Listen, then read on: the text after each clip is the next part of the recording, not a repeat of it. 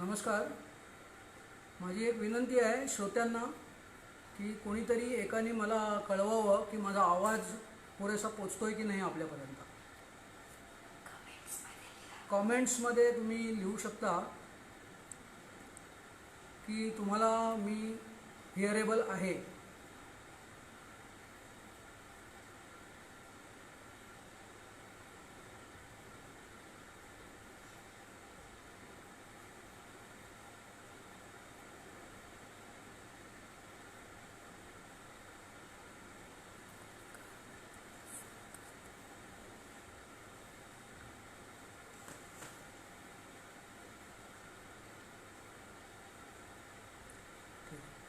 व्यवस्थित ऐकूया काय. धन्यवाद.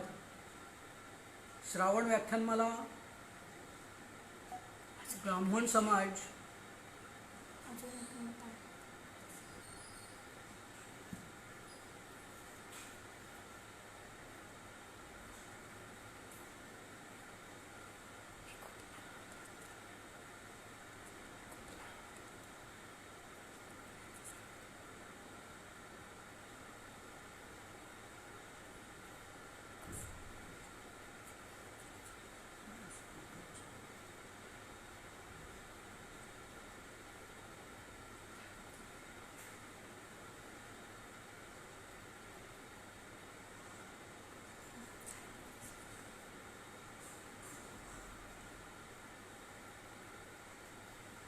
नमस्कार. मी श्याम जोशी. श्रावण व्याख्यानमाला ब्राह्मण समाज चौदार तळे महाड या ठिकाणी 23व्या वर्षातलं दुसरं पुष्प व्याख्यानाचं गुंफण्यासाठी मी चिपळूणहून उपस्थित आहे. सर्व श्रोत्यांचं मनःपूर्वक स्वागत. आणि प्रारंभी तुमच्या व्याख्यानमालेचे जे नियोजक आहेत, संयोजक आहेत, त्या सर्वांचं मी अभिनंदन करतो की अशा आपत्कालीन परिस्थितीमध्ये सुद्धा ज्ञानयज्ञ चालू ठेवण्याची त्यांची जी एक इच्छा, प्रयत्न आहेत ते स्तुत्य आहेत. आणि तंत्रज्ञानाचा वापर प्रगतीसाठी, ज्ञानार्जनासाठी कसा करता येईल याचं हे एक चांगलं उदाहरण आहे. अशी अनेक उदाहरणं जगामध्ये असली तरी कोणीतरी नियोजन करायला लागतं. योजकच तत्र दुर्लभ असं म्हटलं जातं. तसं कोणीतरी योजक लागतो, त्याला इच्छाशक्ती लागते आणि साधनसामुग्री लागते. तर सर्व नियोजक आणि आयोजकांचं मी अभिनंदन करतो. आणि अर्थात सर्वात महत्त्वाचे त्याहूनही आहेत ते आपण श्रोते. कारण तुमच्याशिवाय वक्त्याच्या बोलण्याला काही अर्थच राहत नाही. त्यामुळे आपण सर्व श्रोते की जे या तंत्रज्ञान स्नेही पद्धतीने या व्याख्यानाचा लाभ घेत आहेत. मला आठवतं आहे की गेल्या वर्षी मी आपल्याच व्याख्यानमालेमध्ये 2 दिवसांच्या व्याख्यानासाठी आलो होतो. पहिल्या दिवशीचं व्याख्यान झालं आणि त्यानंतर महाडमध्ये अभूतपूर्व पूर आला. मी स्वतः तिथेच बाजूच्याच घरामध्ये होतो आणि रात्रभर आम्ही पाण्याचा भरपूर सामना केला आणि दुसऱ्या दिवशीचं व्याख्यान काही होऊ शकलं नाही. ती आठवण अजूनही माझ्या मनामध्ये ताजी आहे. आता आज वेगळी परिस्थिती आहे. त्या वेगळ्या परिस्थितीमध्ये आपण व्याख्यान करतो आहोत. मागच्या वेळेला मी जो विषय मांडला होता तो सहनैसर्गिक जीवनशैली असा काही एक विचार मांडला होता. त्याच्यामध्ये ही सहनैसर्गिक जीवनशैली काय आहे त्याबद्दल थोडंसं आधी बोलतो त्याबद्दल आणि मग माझ्या व्याख्यानाला सुरुवात करतो. कारण माझ्या व्याख्यानाचा जो विषय आहे त्याच्यामध्ये पण मी या जीवनशैलीविषयी थोडंसं सांगणार आहे. तर या दृष्टिकोनातून मी तो विषय आपणासमोर मांडतो.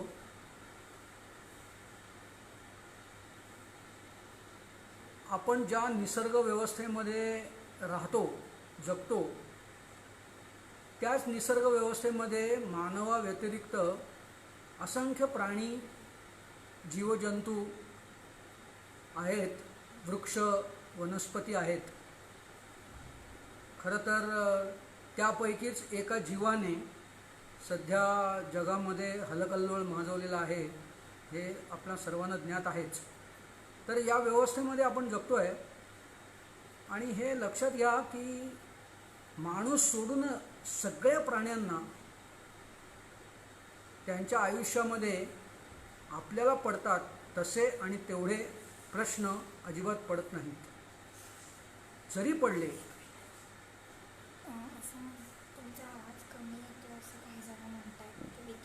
मी अजूनही मोठ्याने बोलतो. काही कॉमेंट्स अशा येत आहेत की माझा आवाज कमी होतो आहे, त्यामुळे मी थोडंसं बदलून बघतो माझी पोझिशन. आणि आता माझा आवाज कमी येत असेल तर मला कळवा. आता माझा आवाज पुरेसा येतोय का?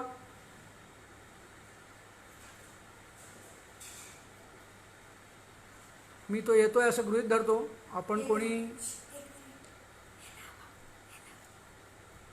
मी जरा थोडासा आपला वेळ घेतो आणि हे आवाजाची काही सोय करता येते.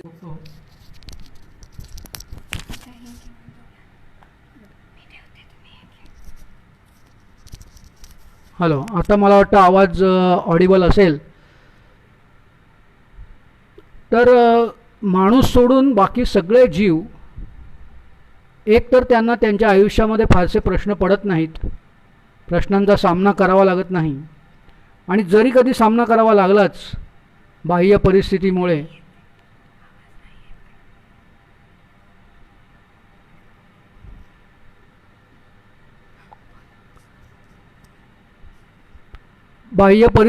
त्यांना कधी अशा प्रश्नांचा सामना करावा लागला तरी त्यांच्याकडेच त्याची उत्तरं उपलब्ध असतात आणि ते प्रश्न सोडवतात.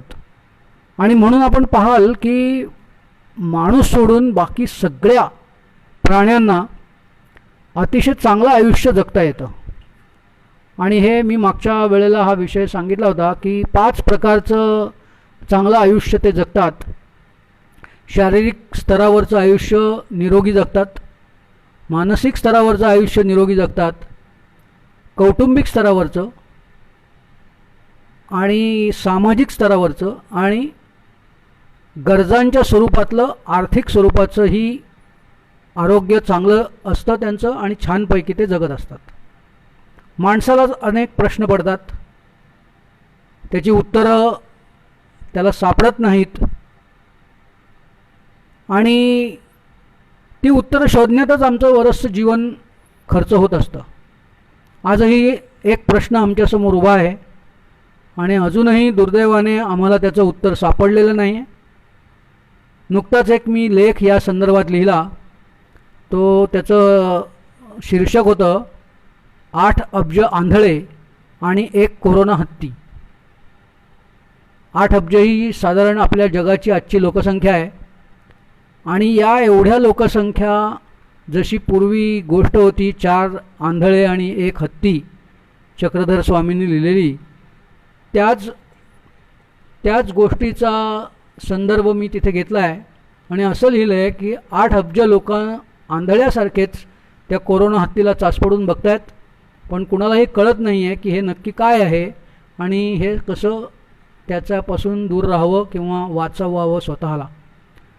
हे घडतं आहे. माझा मूळ मुद्दा असा होता की आम्हाला भरपूर प्रश्न पडतात, पण त्या प्रश्नांची उत्तरं मात्र दुर्दैवाने आमच्याकडे नाहीत. हे का असं घडतं आणि ह्याच्यावरती काय करायला हवं?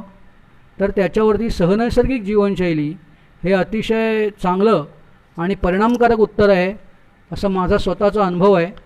त्या आधारे मी काही लेखनही केलेलं आहे, काही पुस्तकंही लिहिली आहेत आणि त्याविषयीच मी मागच्या व्याख्यानामध्येही बोललो होतो. माझी पुस्तकंही मी तिथे दिली होती. सहनैसर्गिकतेविषयी हे काहीसं. आता ही उत्तरं शोधावीत कशी? तर मी हा मुद्दा सांगितला होता की प्राण्यांकडे उपजत बुद्धी असते, ती निसर्गाने त्यांना उत्क्रांतीमध्ये प्रदान केलेली आहे आणि ही उपजत बुद्धी ही आदर्श आहे जवळपास, आणि त्या उपजत बुद्धीप्रमाणे ते प्राणी वागतात, आणि त्यामुळे ते निरोगी राहतात, आणि त्यांना प्रश्न पडले तरी त्याची उत्तरही त्यांनाच माहिती असतात. माणसाला मात्र उत्क्रांतीमध्ये ती उपजत बुद्धी त्यांनी हरवली, पण त्याचं परिमार्जन म्हणून निसर्गाने त्याला अतिशय चांगली अशी स्वतंत्र बुद्धी आणि उच्च बुद्धिमत्ता प्रदान केली. पण दुर्दैव असं की या उच्च बुद्धिमत्तेचा उपयोग मात्र माणसाने गैर पद्धतीने केला, अनैसर्गिक पद्धतीने केला, आणि त्यामुळे प्रश्नांची अधिक चांगली उत्तरं मिळवण्याच्या ऐवजी त्याने प्रश्नच जास्त निर्माण केले आणि उत्तरं मात्र मिळत नाहीशी झाली. आणि म्हणून मग आम्हाला धड शारीरिक आरोग्य मिळत नाही, धड मानसिक आरोग्य मिळत नाही, कौटुंबिक मिळत नाही, सामाजिक मिळत नाही, आणि आर्थिकही मिळत नाही. प्रचंड विषमता हे आजच्या आमच्या जीवनाचं एक उद्दिष्ट म्हणावं इतकं सर्वसाधारण झालेलं आहे. प्रचंड प्रमाणावर विषमता आहे. आरोग्याचा तुम्ही विचार केला तर आजची परिस्थिती भारताची तरी अतिशय दुर्दैवी अशी होते आहे. 50% मधुमेही आमच्याकडे आहेत, जवळपास जगातले 40% हृदरोगी आमच्याकडेच आहेत, प्रचंड प्रमाणावर संसर्गजन्य रोग आहेत, आणि आरोग्यापासून आम्ही अधिकाधिक लांब येतो आहोत. या सगळ्यावर काय करता येईल तर माझा असा ठाम दावा आहे की सहनैसर्गिकता ही पद्धत उत्तर शोधण्याची जर आपण लक्षात घेतली, त्याप्रमाणे वागलो, तर आपण अशा पद्धतीचं ही सगळी उत्तरं शोधू शकतो, आणि खात्रीने प्रश्न निर्माणच होणार नाहीत. निर्माण झालेच तर त्यावरती चांगली उत्तरं शोधता येतील, अशा परिस्थितीत जाऊ शकतो. ही थोडीशी पार्श्वभूमी माझ्या विषया मी जो पुढे वाढवणार आहे तो त्या अगोदरची ही सगळी पार्श्वभूमी आहे. प्रश्न आणि उत्तरं मी हे खात्रीपूर्वक आपल्याला सांगू इच्छितो की निसर्गामध्ये उत्तरं आधी आणि मग प्रश्न निर्माण होतात. कारण निसर्गाने एक काही व्यवस्था तयारच करून ठेवलेली आहे. पंचमहाभूतं जी आहेत ती आहेत, सगळा नियम जे काही आहेत निसर्गाचे ते सगळे सिद्ध आहेत आणि आहेतही ते. त्यामुळे सगळी उत्तरं तयार आहेत. आपल्याला फक्त प्रश्न निर्माण झाल्यानंतर ते उत्तर शोधणं हेच आपलं काम राहतं. पण निसर्ग व्यवस्थेने सगळी उत्तरं आपल्यासमोर तयार ठेवलेली आहेत. त्यातनं शोधणं हे मात्र आपलं नक्की काम आहे. आता उत्तरं आहेत हे पहिलं गृहीत धरलं तर मग शोधायला पाहिजेत. शोधायची कशी, त्यासाठी हे आणखीन एक लक्षात घ्या गोष्ट की उत्तरं ही सोपी आणि सुलभ असली पाहिजेत. दुर्दैव असं आहे की आज आम्ही कठीणात कठीण उत्तरं शोधण्याच्या मागे आहोत. त्यामुळे ती कठीणात कठीण उत्तरांसाठी जास्तीत जास्त साधनसंपत्ती लागते. जास्तीत जास्त आम्ही तंत्रज्ञानावर अवलंबून राहणं भागच पडतं आम्हाला. आणि मग त्या अवलंबित्वातून दुःख, अनारोग्य ह्या सगळ्या गोष्टी पुढे येत जातात. पण त्याऐवजी आपण जी उत्तरं शोधायची आहेत ती उत्तरं सोपी, सुलभ आणि जास्तीत जास्त किंवा जवळपास प्रत्येकाला जमतील अशा पद्धतीची उत्तरं असायला हवीत. आज तुम्ही बघा की आज आपण हे झूम आणि याद्वारे काय लेक्चर चालू आहे, तुम्ही सगळे त्याचा लाभ घेत आहे. पण यासाठी केवढी यंत्रणा प्रत्येकाकडे असणं गरजेचं आहे. त्यासाठी केवढे ते म्हणजे विद्युत पुरवठा पाहिजे, त्यानंतर ते कनेक्शन पाहिजे, ते चाललं पाहिजे, कितीतरी गोष्टी आहेत. त्या सगळ्या असतील तरच हे शक्य होऊ शकतं. अशाच पद्धतीची सोल्युशन्स किंवा उत्तरं आम्ही शोधतो आहोत. आणि त्यामुळे सोपं आणि सुलभ याऐवजी आम्ही कठीणात कठीण आणि परावलंबी अशा पद्धतीची उत्तरं शोधण्याकडे आमचा कल आहे. आणि त्यातून होणार हेच आहे की त्यातून आणखी प्रश्नच निर्माण होणार आहेत, किंवा समाधान, सुख, आरोग्य यापासून आम्ही लांब जाणार आणि दुसऱ्या टोकाकडे म्हणजे दुःखाकडे जाणार आणि अनारोग्याकडे जाणार आहोत. तर हे घडू नये आणि सोपी सुलभ उत्तरं शोधली जावीत असं मला आपणाला म्हणावंसं वाटतं. मला माहीत नाही की आत्ता श्रोते जे ऐकत आहेत त्यांच्यापैकी लेखनाचं साहित्य कोणाकोणाकडे आहे. मी मागच्याही वेळेला व्याख्यानामध्ये सांगितलं होतं की आपण यापुढे व्याख्यानाला जाताना लेखनाचं साहित्य सोबत ठेवा. सुदैवाने आता हे बरं आहे की आता जे काही इथे घडतं आहे ते पुन्हा एकदा पाहता येणार आहे. त्यामुळे जरी आत्ता लेखनाचं साहित्य नसलं तरी आपण पुन्हा एकदा ते पाहून या विषय जे आहेत ते विस्मरणात जाणार नाहीत अशी काळजी आपण नक्की घेऊ शकतो. त्यामुळे आपण लेखनाच्या साहित्याला स्मरण हा पर्याय नक्की देऊ शकतो याच्यातून. तर आजचा जो विषय माझा आहे तो अशाच पद्धतीची सोपी सुलभ उत्तरांपैकी एक उत्तर देण्याचा माझा प्रयत्न आहे. आजचा जो माझा व्याख्यान विषय आहे तो आहे स्वयंशिस्त आणि सार्वहित.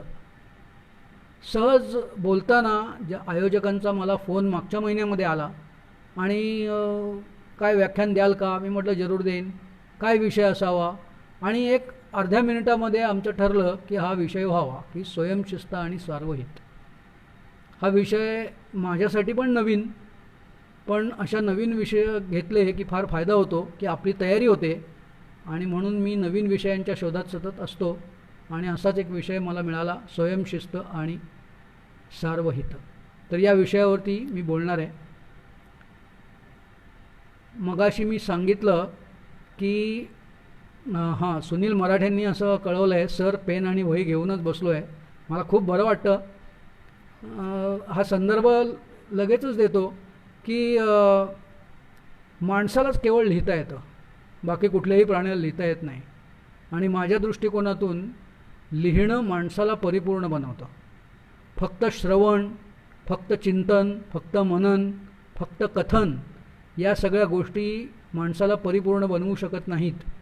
तर लेखन ही अशी गोष्ट आहे की जी माणसाला परिपूर्ण बनवू शकते. म्हणून लेखन हवंच असं मी आग्रहाने म्हणतो. तुम्ही काहीही लिहा, तुम्ही डायरी लिहा, तुम्ही काही प्रवासवर्णन लिहा, काहीही लिहा, तुम्हाला ज्या पद्धतीने जमेल त्या पद्धतीने लिहा, पण लिहून ठेवा. तर लिहाल तर वाचाल असा नव्या युगाचा मंत्र आहे असं मला म्हणावंसं वाटतं. हे वाचाल तर वाचाल हे आता पूर्वीचं झालं, तर लिहाल तर वाचाल असं मला म्हणावंसं वाटतं. असो, तर स्वयंशिस्त. खरं तर मी आता तुम्हाला जे काही ह्यापुढे सांगणार आहे हा कॉमन सेन्स आहे, म्हणजे हे सर्वसामान्य ज्ञान आहे. पण दुर्दैव असं मला जाणवतं की इंग्लिशमध्ये सांगतो एक वाक्य की special census have become common but common census have become uncommon. म्हणजे जे विशेष कौशल्य आहेत, विशेष ज्ञान आहे, विशेष संप्रेषण आहे, ते अतिशय कॉमन झालं, सर्वसामान्य व्हायला लागलं. सेलफोन वापरायचा हे खरं तर अतिशय विशेष अशा पद्धतीचं कौशल्य आहे. पण आज 2, 3, 4 वर्षाची मुलंसुद्धा अतिशय आपल्याला जमणार नाही मोठ्या माणसांना एवढ्या कौशल्याने ती मुलं ते हाताळतात. म्हणजे स्पेशल सेन्सेस हे कॉमन झाले, सर्वसाधारण झाले.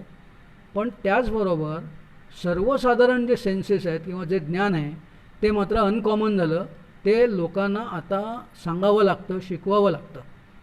म्हणजे अगदी उदाहरण सांगायचं झालं तर आज काय खावं, कसं खावं, किती खावं, केव्हा खावं. आता खाणं हा तर अगदी बेसिकात बेसिक ही एक गोष्ट आहे नाही का, पण तरीही ती शिकवावी लागते. त्याच्यासाठी काउन्सिलर लागतो, त्याच्यासाठी कोणीतरी सांगावं लागतं, नाही असं नाही हो, असं नाही तसं, असं सांगावं लागतं. म्हणजे म्हणून मी म्हटलं की कॉमन सेन्सबद्दलच मी बोलणार आहे. पण दुर्दैवाने कॉमन सेन्सेस अनकॉमन झालेत. अर्थात सहनैसर्गिक सेन्स जो आहे तो मात्र निश्चितपणे सांगायला पाहिजे, म्हणून तुम्हाला हे मी सांगतो आहे. तर स्वयंशिस्त. मी असं म्हणतो की शिस्त ह्याचाच अर्थ स्वयंशिस्त. म्हणजे आपल्याला असं एक वाटतं की शिस्त 2 प्रकारची असते, एक स्वयंशिस्त आणि एक परशिस्त. तर मला खरंच वाटत नाही. शिस्त म्हणजेच स्वयंशिस्त. जी परशिस्त असते म्हणजे दुसऱ्या कोणीतरी आपल्यावर शिस्त लावायची आपल्याला, ह्याला मी परशिस्त म्हणतो. ही माणसांना लावण्याची शिस्त नाही आहे, ही त्यातल्या त्यात प्राण्यांना लावण्याची गोष्ट एक केली जाते. त्यांच्याबाबत जी कृती केली जाते ती परशिस्त असते.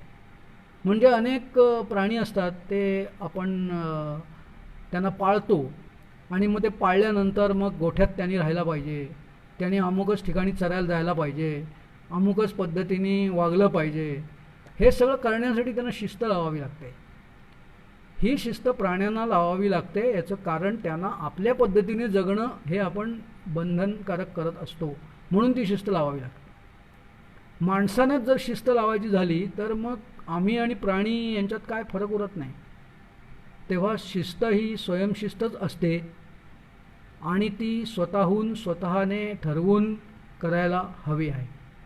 पण आज दुर्दैवाने शिस्तीला परशिस्तीचंच रूप जास्त मिळालेलं आहे. त्यामुळे ती परशिस्त न राहता त्याचं रूपांतर शास्त किंवा शिक्षा यामध्ये घडून गेलं आहे. म्हणजे लोकांची क्षमताच नाही आहे, स्वतःहून शिस्त लावून आपल्याला घेण्याची क्षमता आमची नाही आणि म्हणून आम्हाला दुसरं कोणीतरी लागतं, आम्हाला कोणीतरी धमकी द्यावी लागते, आम्हाला काहीतरी शिक्षेचं भीती दाखवावी लागते आणि मग त्या भीतीपोटी आम्ही शिस्त पाळतो. अशाच पद्धतीची शिस्त जास्तीत जास्त आम्हाला आज आमच्यावरती लादली जाते आहे की म्हणून आम्ही ती करत नाही, म्हणून आम्हाला ती लादली जाते आमच्यावरती, असं जास्त घडतं. म्हणजे शिस्त ही वास्तविक स्वयंशिस्त असतानाही आम्ही मात्र जास्तीत जास्त तिला परशिस्तीचं रूप दिलेलं आहे आणि म्हणून प्रत्येक गोष्ट आम्हाला कोणीतरी दुसऱ्याने सांगावी लागते. आणि असं असल्यामुळेच आमच्याकडे कायद्याचा जन्म झालेला आहे. कारण लोक ऐकत नाहीत, त्यांना ऐकणं बाध्य करावं लागतं आणि मग ते नाही ऐकलं तर मग काय करायचं, मग त्याच्यावरती पुढचा उपाय म्हणजे आधी चुकीचं उत्तर शोधायचं किंवा कठीण उत्तर शोधायचं आणि मग ते होत नाही, होणारच नाही कारण ते कठीण आहे, आणि मग नाही झालं की त्याच्यावरती पुढचा प्रश्न आला, मग त्याच्यावरचं पुढचं उत्तर, मग ते आणखीन कठीण आणि जटिल होत जातं. तसंच मग कायदे झाले, मग ते पुरावे झाले, मग ते सिद्ध करा, मग ते न्याय द्या, ह्या सगळ्या गोष्टी वाढतच गेल्या. ह्याचं कारण हेच आहे की मुळात शिस्त ही स्वयंशिस्त आहे हे आम्ही ओळखलंच नाही किंवा सोप्या उत्तराकडे न जाता आम्ही कठीण उत्तराकडे जात चाललेलो आहोत. त्याऐवजी काय करायला हवं, तर साहजिकच आहे की स्वयंशिस्त पाळायला हवी. तुम्ही कल्पना करा की धूम्रपान आणि मद्यपान यासारख्या ज्या गोष्टी आहेत हे काय भयंकर आहे. मला आपल्याला आश्चर्य वाटावं, वाईट म्हणजे सखेद आश्चर्य वाटावं, अशा पद्धतीच्या गोष्टी आहेत. आपलं नुकसान त्याच्यामध्ये आहे हे माहीत असूनही लोक जेव्हा बेफिकिरीने वागतात आणि मग त्यांच्यावरती सांगावं लागतं, त्यांना त्या सिगारेटच्या पाकिटावरती छापावं लागतं की हे पिणे धोक्याचे आहे, त्याने अमुक होतं. आता तर मला गंमत वाटते की जेव्हा टी व्हीवरती काहीतरी कार्यक्रम चालू असतो एखादा आणि त्याच्यामध्ये एखादा नट ते सिगरेट पिताना दाखवतात तर लगेच खाली एक ओळ येते की सिगरेट पिणे हे अपायकारक आहे. हे किती हास्यास्पद आहे. पण आपण त्याला बुद्धिमानता म्हणतो आणि आपण म्हणतो बघा किती त्यांना लगेच सूचना दिली गेली आणि ताबडतोब बघा जरा सिगरेट हातात आल्याबरोबर आधी सूचना आली मग सिगरेट दिसायला लागली. म्हणजे हे काय शहाणपणाचं लक्षण आहे की हे अजून वेळेपणाचं लक्षण आहे, अजून कठीण उत्तरांचं हे कडे जाणं आहे. हे आम्ही विचारच करायचा सोडलेला दिसतो. त्यामुळे त्याऐवजी ती चुकीची उत्तरं, कठीण उत्तरं सोडून आम्ही स्वयंशिस्तीकडे जायला हवं. तर स्वयंशिस्त म्हणजे काय आहे, तर थोडक्यात निसर्ग व्यवस्था समजून घेणं, शरीर व्यवस्था समजून घेणं, त्याच्यामधले नियम काय आहेत ते लक्षात घेणं, कारण परिणाम काय आहेत, अमुक गेलं की अमुक होतं हे कारण परिणाम समजून घेणं आणि त्या आधारे काही गोष्टी समजून घेणं की बा या पद्धतीने वागलं तर आपलं हित आहे, आपला आनंद आहे, त्या पद्धतीने वागणं यालाच स्वयंशिस्त असं नाव आहे. या पलीकडे काहीच नाही आहे. माझी उत्तरं ही सोपी असण्याचा माझा ठेवण्याचा प्रयत्न असतो. त्यामुळे स्वयंशिस्तीचं व्याख्यात जर करायची झाली तर स्वतःच्या फायद्यासाठी निसर्ग व्यवस्था समजून घेऊन कशा पद्धतीने वागावं या संदर्भातले सगळे नियम याचा अर्थ स्वयंशिस्त असा आहे. तुम्ही सहज बघा की परदेशामध्ये अशा पद्धतीची स्वयंशिस्त असल्याचे गोडवे आपणच गातो आणि ते असतेही अर्थात. म्हणजे मला एक उदाहरण, मी परदेशात गेलो होतो तेव्हा दिसलं की एका सिग्नलच्या ठिकाणी रात्रीच्या वेळेला सिग्नल सुरू होते, वाहनं जवळपास नव्हती आणि आम्ही एका वाहनाने चाललो होतो आणि एका सिग्नलवरती लाल सिग्नल होता, वाहनं नव्हतीच, त्यामुळे थांबण्याची तशी गरजही नव्हती. पण तरीही माझ्या बंधूमध्ये जे चालवत होते त्यांनी तिथे गाडी थांबवली. सिग्नल हिरवा होईपर्यंत ते तिथून निघाले नाहीत. तेवढ्या अवधीमध्ये कुठलीही गाडी इकडून तिकडे गेली नाही, कारण गाड्या नव्हत्याच. पण तरीही ते म्हणाले की सिग्नल मला सांगतो आहे की जायचं नाही तर मी जाणार नाही. आणि या उलट आपली चित्र काय असतात वाहतुकीची हे सांगण्याची आणखीन गरज नाही आहे. तेव्हा स्वतःहून नियम पाळणं हे किती आनंददायी असतं, किती हितकारी असतं हे आम्ही समजून घेत नाही. आता स्वयंशिस्त कशा कोणत्या पद्धतीची असू शकेल, तर खाण्यापिण्याची स्वयंशिस्त, वागण्याची स्वयंशिस्त, बोलण्याची, विचार करण्याची, व्यायामाची शिस्त. सहज एक मला असं म्हणावंसं वाटतं, जेव्हा हे लॉकडाऊन नावाचं प्रकरण सुरू झालं तेव्हा मी अनेकांना विचारलं, सांगितलं की आज तुमचं वजन करून ठेवा, काठ्यावरती जाऊन आज वजन करून ठेवा आणि जेव्हा कधी लॉकडाऊन संपेल त्या दिवशी वजन करा. तुम्ही जर तुमचं वजन वाढलं असेल तर तुम्हाला खरंच लॉकडाऊन झेपलेला नाही, तुम्ही मी स्वयंशिस्त पाळलेली नाही. मला आत्ता इथूनही असं जाणवतं आहे की अनेक श्रोते या माझ्या सगळ्या बोलण्यावरती मनातल्या मनात हसत असतील की अरे हो, माझं वजन वाढलं खरं. आणि मी तर माझ्या आजूबाजूला पाहतो आहे की या 2-3 महिन्याच्या काळामध्ये 5, 6, 7 किलोपर्यंत लोकांची वजनं वाढली आहेत. हे काय आहे? म्हणजे लॉकडाऊनमध्ये वेट अप अशा पद्धतीची ही परिस्थिती का झाली? ह्याचं कारण स्वयंशिस्त नाही, खाण्यापिण्याची शिस्त काय असायला पाहिजे. म्हणजे आता आम्हाला जर बाहेर पडायचं नाही आहे, एक्झर्शन आमचं कमी होतं आहे, तर आमचा आहार कमी व्हायला पाहिजे. पण तो न झाला, उलट आम्हाला स्वयंपाकघरामध्ये डोकावायची संधी मिळाली, वेळ मिळाला आणि त्यामुळे भरपूर रेलचेल पदार्थांची सुरू झाली. वेळाचं काय करायचं हे माहीत नसल्यामुळे तो वेळ आम्ही खाण्यापिण्यात घालवायला लागलो आणि त्यामुळे वजनं वाढली. आता मला असं म्हणावंसं वाटतं, थोडंसं वाईट वाटेल, पण मी हे असं नक्की म्हणेन की ज्यांचं वजन वाढलं ते बेशिस्त आणि ज्यांचं वजन कमी झालं ते स्वयंशिस्त, असं मला याबाबत म्हणावंसं वाटेल. हे लक्षात घ्या की स्वयंशिस्तीमध्ये प्रचंड आनंद आहे. आम्हाला इतकं स्वतःलाच वाटतं. आता हे तुम्ही अनेकांनी, तुमच्यापैकी अनेकांना हे जाणवलंही असेल, कारण अनेक लोक अनेक वेळेला स्वयंशिस्त पाळतात. पण स्वयंशिस्त पाळण्यामुळे इतका आनंद होतो, म्हणजे जे सैनिक आहेत समजा, तर ते सैनिक किती स्वयंशिस्तीने वागत असतात. अर्थात तिथे परशिस्त पण असते, पण त्यांना सवय झालेली असते की आता तशाच पद्धतीने राहायचं, वागायचं. मला आठवतं आहे की माझा एक खलाशी मित्र होता, तर तो जमिनीवर असतानासुद्धा कुठेही उभा राहिला तरी त्याच्या 2 पायामध्ये चांगलं 1-1.5 फूट अंतर असायचं. मी त्याला विचारतो, अरे असं का तू इथे उभा? तर मला स्वयंशिस्त म्हणजे ती शिस्तीचीच सवय झालेली आहे की जहाजावरती असताना भरपूर अंतर ठेवून पायामध्ये उभं राहावं लागतं, तरच तोल सांभाळला जातो. त्यामुळे तिथे लांब पाय ठेवूनच उभं राहायची सवय झाली आहे. आता इथे जमिनीवर आलो तरीसुद्धा मी तसाच उभा राहतो.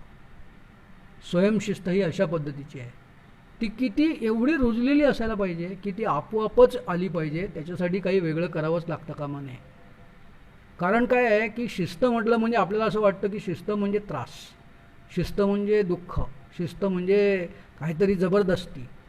पण जर आपणहून तुम्हाला तसं वाटलं आणि ते सवयीचं झालं तर स्वयंशिस्त हा एक अत्यंत आनंददायी भाग होऊ शकतो.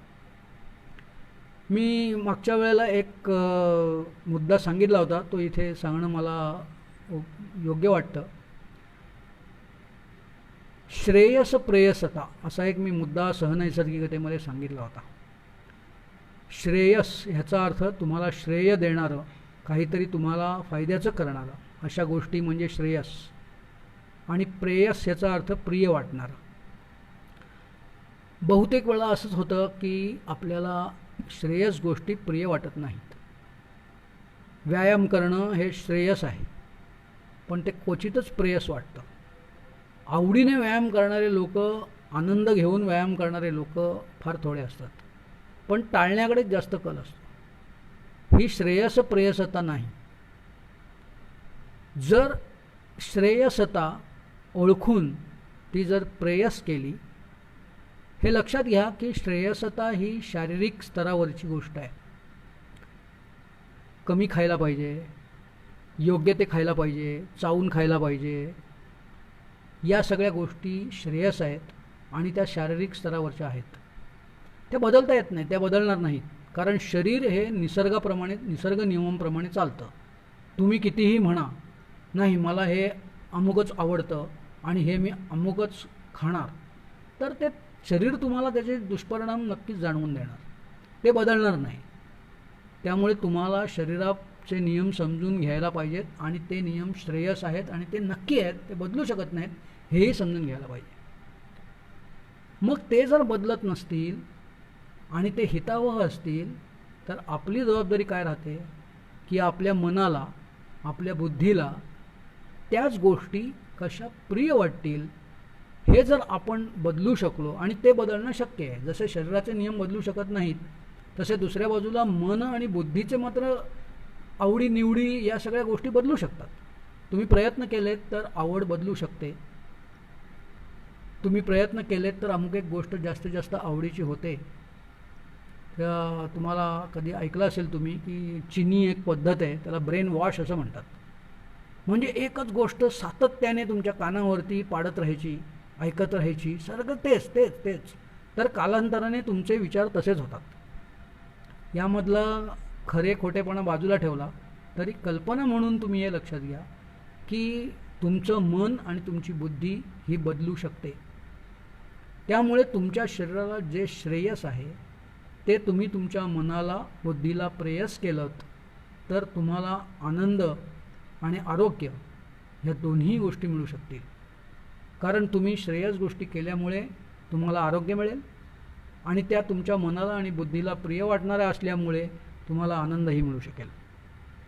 आज असं घडतं आहे की जे श्रेयस नाही तेच प्रिय वाटण्याचा आमची ती सवयच झालेली आहे आम्हाला, किंवा तसंच आम्ही करायला बघतो, तसंच वाटवून घेतो की बुवा हे नाही, हेच चांगलं आहे, हेच आनंददायी आहे. पण वस्तुस्थिती तशी नाही. एखाद्या दारू पिणाऱ्या माणसाला दारू न पिणाऱ्या माणसाने सांगावं जसं की बुवा अरे हे वाईट आहे, दारू न पिणाऱ्या माणसाला ते कळत असतं, पण दारू पिणारा माणूस मात्र त्याला ते काहीही करून पटत नाही. हीच गोष्ट खाण्यापिण्याच्या बाबत आज घडते आहे. म्हणजे लोक इतकं काहीही खातात आणि त्यांना एखाद्या न खाणाऱ्या माणसाने किंवा सांगितलं की अरे हे खाऊ नको, तर दारू पिणारा माणूस जसा असेल तसंच पद्धतीने तोही म्हणतो की अहो काय समजते तुम्हाला, काय बोलता उगाच, काहीतरी आम्हाला कळतं वगैरे वगैरे, ह्या सगळे आर्ग्युमेंट्स होतील. मागच्या वेळेला कदाचित व्याख्यानामध्ये मी एक शब्द वापरला असेल, नसेल वापरला तर आत्ता वापरतो. मी चहा पिणाऱ्यांना चहाडे असा शब्द वापरतो. दारू पिणारे दारुडे असतात, तसे चहा पिणारे चहाडे असतात. ते पण तशाच पद्धतीचे आर्ग्युमेंट्स करतात. म्हणजे समजा तुम्ही एखाद्या चहा पिणाऱ्या माणसाला सांगितलं की अहो काय हे चहा पिणं चांगलं नाही आहे, की तो म्हणणार चहा पिणं ना माझं काही अडत नाही त्या वाचून, मी उद्यापासून चहा सोडू शकतो. छाती ठोकपणे तो सांगेल. प्रत्यक्षात आयुष्यात कैक वेळा त्याने हे ठरवलं असेल, पण चहा अजूनही सुरूच आहे, किंबहुना एका कपाचे 4 कप झाले असतील. पण त्याचं म्हणणं हेच असतं की मी ताबडतोब आणि कधीही चहा सोडू शकतो आणि माझं त्याच्यापासून काय अडत नाही. म्हणजे अर्थात ते माझं म्हणत नाही, ते आपलं म्हणतात की आपलं काय अडत नाही आणि आपण केव्हा पण सोडू शकतो. दारुडे हेच म्हणत असतात आणि म्हणून मी दारुडे ह्याच्याऐवजी चहाडे असा शब्द वापरतो. सांगायची पुन्हा एकदा गोष्ट मूळ मुद्द्याकडे येतो की स्वयंशिस्तीमध्ये खाण्यापिण्याची शिस्त आहे आणि ती श्रेयस प्रेयसता म्हणजेच स्वयंशिस्त आहे असं मला तुम्हाला सांगावंसं वाटतं. म्हणून तुम्हीही या पद्धतीचा विचार ठेवा की प्रत्येक ठिकाणी हे कसं करता येईल. आता ते काय करायचं कसं करायचं हा व्याख्यानाचा माझ्या मूळ विषय नाही आहे आज. ते मी माझ्या लेखनामधून मांडलेलं आहे की खाण्यापिण्यामध्ये श्रेयसप्रेयसता कोणती आहे, ती कशी आणावी, बोलण्यामध्ये कुठली आहे, विचार करण्यामध्ये कुठली आहे, अनेक जे जीवनाचे अनेक असंख्य पैलू आहेत त्या पैलूंबाबत श्रेयसप्रेयसता कोणती आहे, काय केलं तर नक्की तुमचं हित साधेल, आनंद आणि आरोग्य दोन्ही एकत्र येईल, हे तुम्हाला नक्की ठरवता येईल त्या सगळ्या गोष्टींमुळे. आपला मुद्दा हा आहे की स्वयंशिस्त म्हणजे काय आणि ती का असायला हवी. माझ्या व्याख्यानाचा हा पहिला भाग आहे. यानंतर मी सार्वहित या शब्दाकडे येतो. सार्वहित याचा अर्थ काय? अर्थातच सर्वांचं हित. आत्तापर्यंत मी जे सांगत होतो ते हरेकाचं हित याबद्दल बोलत होतो, म्हणजे प्रत्येकाचं हित याबद्दल बोलत होतो.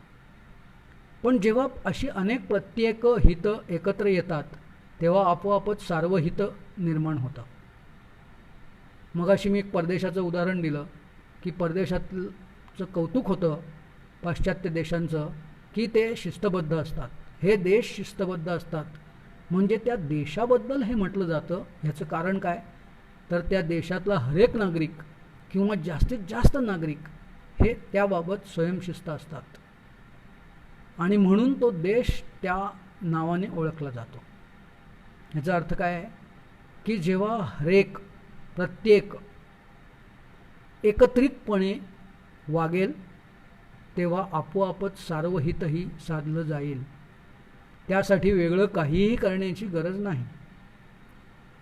म्हणजे हे किती चांगलं आणि सोपं आहे बघा की सार्वहित साधण्यासाठी आपलं स्वतःचं हित साधणारी वागणं आपण करायचं बस, आणि तुम्ही सार्वहित आपोआपच केलं जाईल. म्हणजे सार्वहितासाठी काही वेगळं करायला पाहिजे असं अजिबातच यामध्ये कुठेही नाही. ही किती छान गोष्ट आहे. अशा सार्वहिताची शेकडो उदाहरणं प्राणी जगतामध्ये आपल्याला पाहायला मिळतात. तुम्ही मुंग्या पहा, कधीतरी प्रयोग करून पहा, केला नसला तर, केला असला तर तुम्हाला ते माहितीच असेल की एखादा जड पदार्थ थोडासा एखादा मुंग्यांच्या येण्या जाण्याच्या वाटेवरती टाकून ठेवा आणि थोडा वेळ निरीक्षण करा. ते निरीक्षण कराल तर तुम्हाला कळेल, कळलंही असेल, याआधी तुम्ही पाहिलंही असेल, पण जर पाहिलं नसेल तर बघा की काय पद्धतीने त्या मुंग्या ते आपलं अन्न जे असतं ते अन्न आपल्या बिळामध्ये त्यांच्या वारुळामध्ये घेऊन जातात. त्यासाठी किती मुंग्या कशा एकत्र येतात, त्या कशा पद्धतीने व्यक्तिगतरित्या, त्यांना काही असं माहीत नसतं, त्यांच्यामध्ये लीडर नसतो, काही नसतं, पण त्या आपलं काम चोख करतात आणि त्यामुळे त्या प्रत्येकाच्या चोख कामामुळे एकूण काम मात्र कितीतरी जास्त होतं. तर मुंग्यांमध्ये अशा पद्धतीची स्वयंशिस्तीतून आलेलं सार्वहित हे आपल्याला भरपूर पाहायला मिळतं आणि त्याच्यातून भरपूर आपल्याला शिकण्यासारखं सुद्धा असतं. पक्ष्यांच्या थवे असतात, किती थवे तुम्ही बघितले असतील आकाशामध्ये, म्हणजे आश्चर्य वाटावं इतक्या पद्धतीने अशा चांगल्या समूहाने ते उडत असतात. एक पक्षी बाजूला त्याने वळण घेतलं की सगळा हजारो पक्ष्यांचा थवाही वळण घेतो. हे कसं होऊ शकतं? कोणीही लीडर नसताना, कोणीही निवडून दिलेला नेता नसताना, कोणीही शिक्षक गुरु नसताना हे घडतं.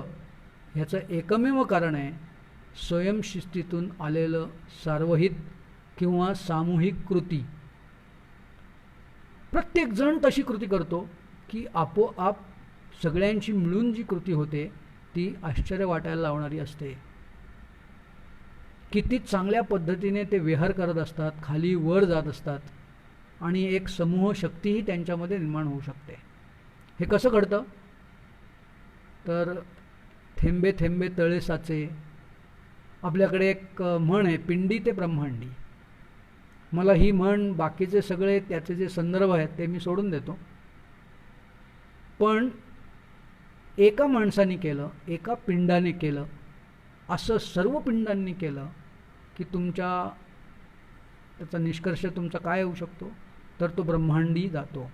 म्हणजे ब्रह्मांडही तशाच पद्धतीने वागायला लागतं, हाच त्याचा निष्कर्ष आहे. त्यामुळे पिंडी ते ब्रह्मांडी ह्याचा माझ्या दृष्टीने अर्थ स्वयंशिस्तीतून हरेकाने केलेलं आणि आलेलं हे सार्वहित आहे, असं मला यामध्ये तुम्हाला म्हणावंसं वाटतं. मगाशी मी मुंग्यांचं उदाहरण दिलं. वाळवी पहा तुम्ही. वाळवीचा जर प्रयोग तुम्ही केला नसेल, आपण गावात राहतो त्यामुळे आपल्याला हा प्रयोग करणं शक्य आहे, शहरातून हे शक्य नाही. तर वाळवीचं जे वारूळ असतं, अशी टोकं आलेली असतात बघा, त्याची वरती वरती अशी टोकदार तो भाग आलेला असतो. त्यातला एखादा भाग सहज पाडा, एक थोडासा वरपासून एक 4-5 इंचावरती ते पाडा, सहज पडतं. ते पडल्यानंतर तिथे असं एक मोकळी जागा तयार होते, भोक तयार होतं. आणि अर्धा-पाऊण तास निरीक्षण करा काय पद्धतीने ती वाळवी तिथे कोण्याही लीडरशिप शिवाय त्या ठिकाणी येते. प्रत्येकाला आपलं काम बरोबर माहीत असतं आणि अतिशय थोड्या वेळामध्ये ते बुजवून टाकतात. आपल्या लाळेतून ती माती एकत्र आणून कसं जोडायचं, काय जोडायचं, कितीतरी गोष्टी असतात त्याच्यामध्ये. पण ते पुन्हा तसंच जोडलं जात नाही, कारण तिथे वेळ नसतो. लवकरात लवकर ते बुजवणं गरजेचं असतं. तिथे सगळं आधीच्या यंत्रणा किंवा ती रचना तशीच राहील असं नसतं. पण ताबडतोब ते जोडलं कसं जाईल हे तिथे पाहिलं जातं. हे काय आहे? हे तेच आहे की स्वयंशिस्तीतून आलेलं सार्वहित आहे आणि सगळ्यांचं हित त्या ठिकाणी साधलं जातं. मधमाशा असतात, त्यांच्या पोळ्यावरती हल्ला झाल्यानंतर त्या जे काही करतात हे आश्चर्यजनक आहे. स्वतःचा जीव घालवण्याची सुद्धा त्यांची तयारी असते. म्हणजे स्वयंशिस्तीचं टोक आहे ते, की माझा जीव गेला तरी चालेल पण सार्वहित साधलं गेलं पाहिजे. अर्थात आपल्याला एवढ्या मर्यादेपर्यंत जाण्याची गरज नाही आहे, तशी मानवाची आता परिस्थिती राहिलेलीही नाही आहे. पण तरीही आज आम्ही स्वयंशिस्त नसल्यामुळे अजिबात सार्वहित साधू शकत नाही. आणि आज आपले सध्याच्या एका प्रचंड मोठ्या आपल्यासमोरच्या प्रश्नामध्ये उत्तरं शोधण्यामध्ये आलेलं अपयश हे या गोष्टीमुळे जास्त आलेलं आहे असं मला वाटतं. म्हणजे त्या लॉकडाऊनमध्ये स्वयंशिस्त नाही, त्यामुळे त्याचे जे उद्देश आहेत ते सफलच होऊ शकत नाहीत. म्हणजे आमचं नुकसान होणार आहे, सर्वांचं नुकसान होणार आहे एवढं कळत असूनही आम्ही मोह आवरू शकत नाही.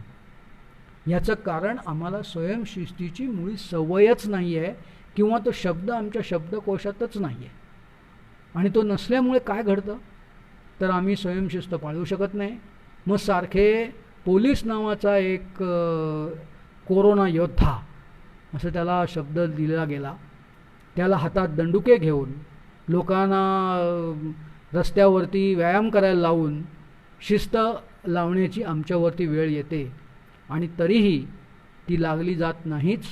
लोक त्यातूनही कुठून तरी मार्ग काढतात, काहीतरी फसवण्याचा लोकांना प्रयत्न करतात, त्या यंत्रणेला फसवण्याचा प्रयत्न करतात. आणि ह्याच्यातून सार्वहिताचं तर सोडूनच द्या, पण सर्वांचं नुकसान करणारी गोष्टच घडते. म्हणजे स्वयंशिस्तीतून सार्वहित होतं आणि बेशिस्तीतून सर्वनाश होतो. यामध्ये एक छोटासा मुद्दा खूप महत्त्वाचा मला जाणवतो, तो म्हणजे जोपर्यंत सर्वजण स्वयंशिस्त पाळत नाहीत तोपर्यंत सार्वहित होऊ शकत नाही. पण काही जरी बेशिस्त आले तरीसुद्धा सर्वनाशाकडे ते लोकांना नेऊ शकतात. ही त्याची त्या नाण्याची दुसरी बाजू आहे. पण तरीही हे कठीण आहे असं मला खरंच वाटत नाही, कारण प्रत्येकाने छोट्या छोट्या स्तरावरती, म्हणजे मायक्रो लेवल असं ज्याला आज म्हणतात, त्या मायक्रो लेवलवरती उपाय केला, आपल्यावरतीच केला, दुसऱ्यावरती करायचं आहे असंही नाही आहे. तर आपल्यावरतीच उपाय केला तर मला वाटतं की सगळ्यांचं हित आपोआपच साधलं जाईल, किंबहुना ते सर्वांच्या हिताची बेरजेपेक्षाही जास्त हित साधलं जाईल. म्हणजे 2+2 4 होत नाही, अशा ठिकाणी 2+2 5 6 कितीही जास्त होऊ शकतं. तर हे घडू शकतं, पण त्यासाठी स्वयंशिस्त हवी. मी तुम्हाला सुरुवातीलाच म्हटलं होतं की मी तुम्हाला कॉमन सेन्स बद्दल सांगणार आहे. मी काही असं फार कठीण अशा पद्धतीचं मी काही सांगणार नाही आहे. हे सगळं कॉमन सेन्स आहे, पण तो आज अनकॉमन व्हायला लागला असं मला वाटतं. कदाचित हे तुम्हाला माहीतही असेल. तुम्ही म्हणाले काय बोलतायत उगाच, ते नेहमी आम्हाला माहिती आहे तेच सांगतायत, असं जर तुम्हाला खरंच वाटत असेल तर मी माफी मागतो की अरे हो उगाच तुमचा मी वेळ घेतला. पण तरी मला हे मांडायचं होतं, ते मी तुमच्यासमोर मांडलं. एक उदाहरण देतो की हे बेशिस्त किती वाईट असते आणि किती सर्वनाश होऊ शकतो. ह्याचं एक उदाहरण म्हणजे सार्वजनिक ठिकाणी थुंकणं, ह्याचं एक उदाहरण आहे. एक माणूस थुंकेल तर तो अनेकांना तो रोग किंवा अन्य त्याच्यातून होणारे परिणाम, दुष्परिणाम अनेकांना देऊन जाईल. हे लोकांना माहीतच नसतं की ते इतके त्याबद्दल बेफिकीर असतात की त्यांना शास्त केल्यानंतरच ते करायचं इतकी मनामध्ये रुजलेलं असतं.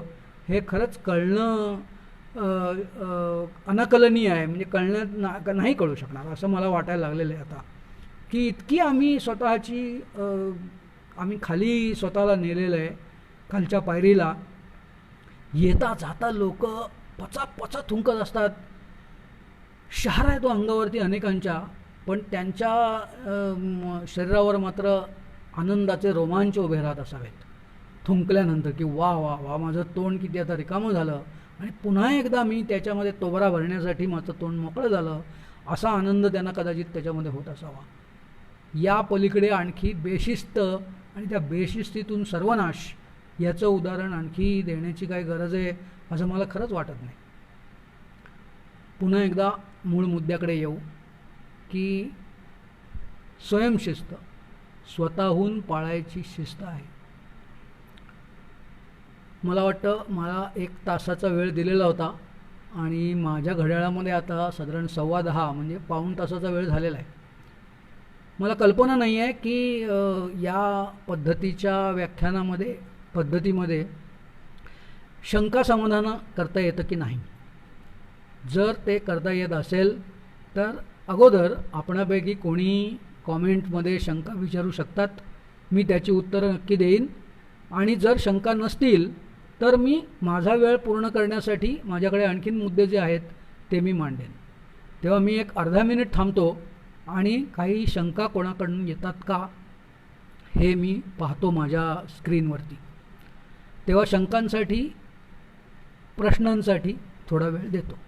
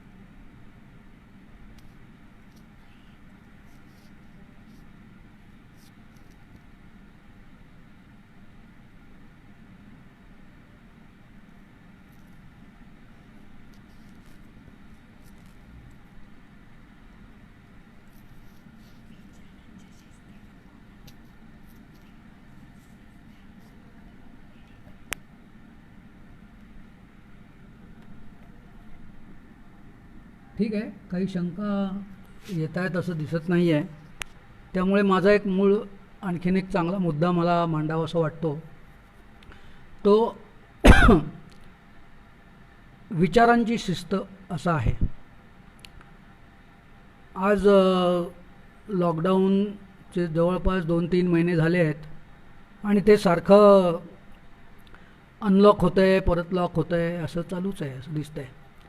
त्यामुळे हा एक अगदी गरम आणि अत्यंत आवश्यक अशा पद्धतीचा विषय त्याच्यावर बोलायला पाहिजे काही काळ असं मला जाणवतं. काय करायला पाहिजे, वेळ घालवण्यासाठी काय करायचं, फ्रस्ट्रेशन येऊ नये म्हणून काय करायचं. अनेक लोक त्याच्यावरती घराबाहेर पडण्याचा मार्ग स्वीकारतात. त्यातल्या त्यात सुरक्षितता बाळगून काय करता येईल, मन कसं रिझवता येईल हे पाहण्याचा प्रयत्न करतात. पण हे सगळ्यांना शक्य होईल असं नाही आहे. त्याऐवजी काय करायचं? माझ्याकडे एक खरंच पुन्हा एकदा सुलभ आणि एक जबरदस्त असा इलाज आहे. तो मी आपल्यासमोर मांडतो.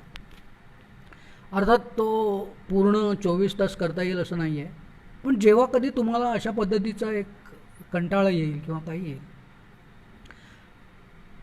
त्याला मी शारीर संवाद असं नाव देतो. तुमच्या शरीराशी तुम्ही बोलायला सुरुवात करा, त्याच्याशी संवाद करण्याचा प्रयत्न करायला लागा. असं घडतंय की आपल्या शरीराचे आपण 2 भाग केलेत. अपार्टमेंट ज्या पद्धतीच्या हल्ली असतात त्या पद्धतीचे 2 भाग झालेले आहेत. म्हणजे मन आणि बुद्धी हा एक भाग आणि शरीर हा दुसरा भाग. एकमेकांशी काही संबंध नाही. इकडे काय घडलं ते तिकडे खंत नाही, खेद नाही, अशा पद्धतीचे अपार्टमेंट घडलेली आहे असं मला वाटतं. आणि त्या अपार्टमेंटमुळे प्रचंड दुष्परिणाम होतात. याचं कारण 2 सख्खे भाऊ, 2 सख्ख्या बहिणी आहेत आणि त्यांच्यामध्येच मध्ये भिंत उभी राहते. अशा पद्धतीची ही एक दुभंग अवस्था आहे असं घडतं आहे. मन आणि बुद्धी विचार करतात, काहीतरी कृती ठरवतात, निर्णय घेतात, पण त्याच्यामध्ये शरीरहिताचा विचार अजिबात झालेला नसतो. म्हणजे खाण्यापिण्याच्या बाबत आम्ही जे काही खातो ते आमच्या शरीराला योग्य आहे की नाही हे आम्ही विचार त्याचा बुद्धी करत नाही. म्हणजे मला तर असं जाणवतं की आमचं शरीर हे आमचा शत्रू आहे आणि त्याची कशी वाट लागत नाही हेच पाहतो. अशा पद्धतीने आम्ही वागत असतो. म्हणजे शरीर मित्र तर सोडाच, पण तो शत्रू होतो आहे असं मला म्हणावंसं वाटतं. त्याऐवजी शरीर हा प्रथम आपल्या बुद्धीचा, मनाचा, विचारांचा मित्र व्हायला पाहिजे. आणि मग मित्राबरोबर जसे संवाद होतो आपला, समान पातळीवर येऊन एकमेकांची सुखदुःख एकमेकांना सांगितली जातात आणि मग त्याच्यातून दोघांचंही हित साधलं जाईल अशा पद्धतीचा काहीतरी विचार पुढे येतो. हे जसं 2 मित्रांच्या बाबत घडतं तसंच शरीराबद्दल घडायला हवं. आता हे नुसतं असं पुस्तकी बोलून फायदा नाही, प्रत्यक्षात काय करायचं हे सांगायला पाहिजे. ते काय असू शकेल? तर तुम्ही कल्पना करा की तुमचं हृदय आहे, हे हृदय तुमच्यासाठी किती धडपडतं आहे. तुमचा जन्म झाल्यापासून किंवा किंबहुना त्याच्या आधीपासूनच तुम्ही काही आठवड्याचे होतात तेव्हापासून त्या हृदयाने, माफ करा,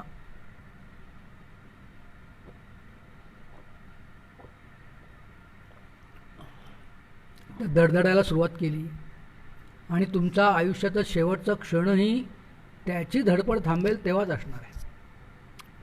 कधीतरी आम्ही या हृदयाचे आभार मानतो का? थँक्स गिव्हिंग करतो का? बाह्य जगामध्ये जरा कोणी काहीतरी आपलं केलं, बरं केलं की लगेच थँक्स यू व्हेरी मच, हे बरेच शब्द वापरले जातात. पण आमच्या हृदयाला आम्ही कधी धन्यवाद दिले का हो? तर ते धन्यवाद द्यायला शिका. बसल्या बसल्या, काही काम नाही आहे ना, तर बसल्या बसल्या तुमचा हात तुमच्या हृदयाच्या ठिकाणी ठेवा आणि मनात विचार करा, बुद्धीने विचार करा की अरे कसं काय चाललं आहे तुझं? धडधडतोयस रे माझ्यासाठी, तू आहेस म्हणून आम्ही सगळे आहोत, असा एक विचार त्याला सांगा. असंही सांगा की तुझ्यामुळे आम्ही आहोत आणि म्हणून तुझ्यासाठी आम्ही आहोत. मन आणि बुद्धी तुझ्या हिताचं असं काहीतरी करतील आणि ते करत राहतील. तुला व्यायाम आवडतो किंवा तुझा व्यायाम हितकारक आहे ना, मग आम्ही व्यायाम नक्की करू. तुला तेलकट तुपकट खाणं तुझ्यासाठी हितकारक आहे ना, आम्ही ते करणार नाही. त्यामुळे तुझ्यासाठी आम्ही आहोत, कारण तुझ्यामुळे आम्ही आहोत. असा एक विचार तुमच्या हृदयाबरोबर मांडा. खरंच सांगतो, स्वानुभवाने सांगतो की तुमचं हृदय तुमचा मित्र होईल. हे कुठेतरी आतमध्ये मानसिक स्तरावरती होईल, दाखवता नाही येणार, पण ते नक्की होईल. तेव्हा असा संवाद करून तुमचा हृदय तुमचा मित्र होईल असं पहा. तुमचं मूत्रपिंड आहे, केवढी धडपड करते आहे. मला असं बोलत असताना माझ्याच मूत्रपिंडाचा विचार मनात येतो आणि असं वाटतं की अरे हो हो बरोबर धडपड करतोय. तुझं लक्ष एवढं तरी लक्षात आहे ना तुझ्या, की सगळा काळ मी तुझं रक्त स्वच्छ करण्याचा आणि त्यातले अगदी वाईट वाईट पदार्थ सगळे मी माझ्यात ठेवून ते बाहेर फेकतो आणि तुझं रक्त शुद्ध करतो. तर कधीतरी त्याचे आभारही माना. डोळे मिटून केव्हाही असं बसा. अगदी केसांपासून ते पायाच्या नखापर्यंत प्रत्येक अवयवाचा विचार करा. माझ्या शारीर संवादामध्ये मी 66 अवयवांचा विचार करतो आणि अशा प्रत्येक अवयवाबरोबर बोलतो आणि त्याला सांगतो की आप आगे बढ़ो, हम कपडे संभालते हैं. मी तुझ्या पाठीमागे आहे, तू हो पुढे. आणि मग हाच विश्वास जेव्हा कठीण परिस्थिती येते तेव्हा शरीर मला देतं. मला शरीर सांगतं, कधीतरी पळायची वेळ आली, शरीर सांगतं अरे आप आगे बढ़ो, हम कपडे संभालते हैं. हृदय म्हणतं काही काळजी करू नकोस, चल तू पुढे. नेहमी तू माझ्यासाठी करतोस तर मी तुझ्यासाठी का नाही करणार. हे अमूर्त स्वरूपामध्ये घडतं. हे मूर्त स्वरूपात कुठे घडतं, कसं घडतं हे खरंच दाखवता येणार नाही, पण हे संप्रेरकांच्या स्तरावरती घडतं असं मला वाटतं आणि म्हणून मी त्याला अमूर्त असं नाव दिलेलं आहे.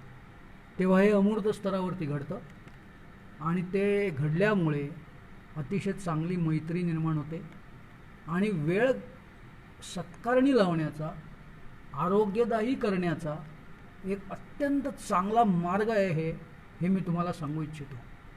याच्यातून तुमचं शरीर हे ते कंटाळा वगैरे हे सगळं ना हे खरोखरच अजिबात निघून जाईल आणि तुम्हाला वाटेल की अरे वा आपण परत ताजेतवाने झालो आहोत. तेव्हा हा अतिशय एक चांगला मार्ग आहे असं मला आपणाला म्हणावं असं वाटतं. आणि या लॉकडाऊन पिरियडमधला एकूणच हा एक चांगला उपाय आहे. मग अशी म्हटलं तसं हा सुलभ आहे, सोपा आहे, प्रत्येकाला जमण्यासारखा आहे आणि यामधून पुन्हा सार्वहित साधणं हे नक्की शक्य आहे.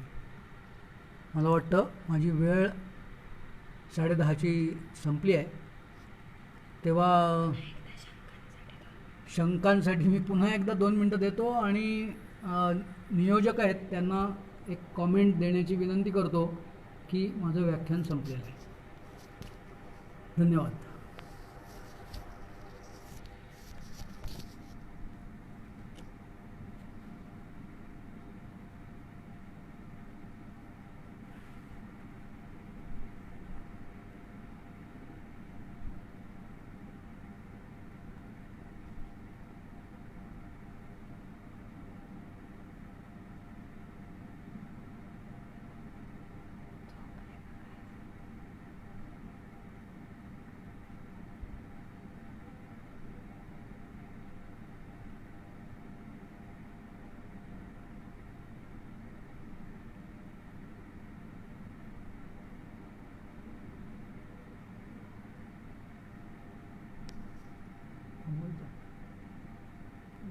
कॉमेंट येत नाही.